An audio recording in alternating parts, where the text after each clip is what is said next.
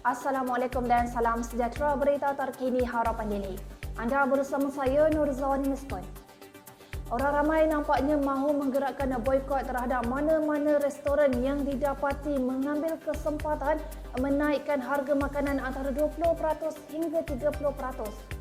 Ia susulan pengumuman Persatuan Pemilik Restoran India Malaysia yang mendakwa pelaksanaan gaji minimum baharu mulai 1 Februari tahun depan akan menyebabkan harga naik antara 20% hingga 30%. Netizen nak menyelar sikap pemilik restoran mamak terbabit memandangkan harga ayam mentah dan minyak masak turun sebelum ini pun harga makanan tidak pula diturunkan. Namun apabila kerajaan nak mengumumkan gaji minimum naik 13% daripada 1,500, pengusaha kedai mamak mahu menaikkan harga dengan kadar melampau. Rata-rata juga berpendapat peniaga dan pemilik restoran menaikkan harga makanan sesuka hati. Contohnya apabila harga diesel naik, harga gula turut naik 20 sen sekilogram. Dan ia akhirnya air segelas juga naik 20 sen seolah-olah sekilogram gula diguna untuk segelas air minuman.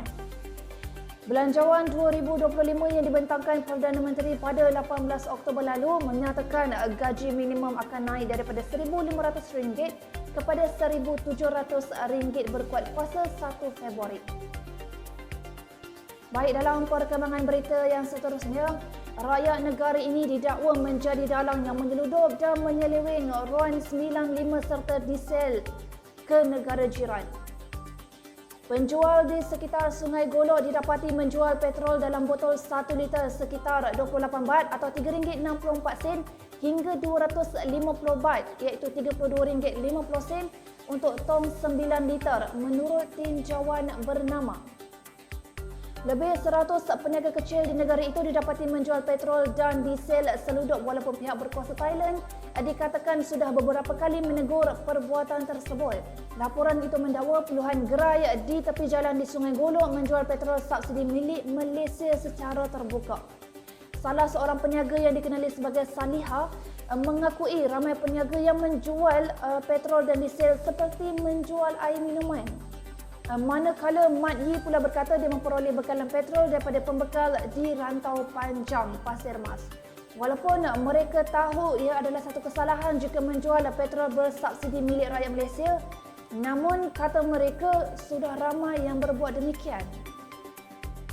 Kementerian Kesihatan Malaysia menafikan satu mesej berantai di aplikasi WhatsApp yang mendakwa Malaysia kini menuju ke arah khidmat kesihatan berbayar.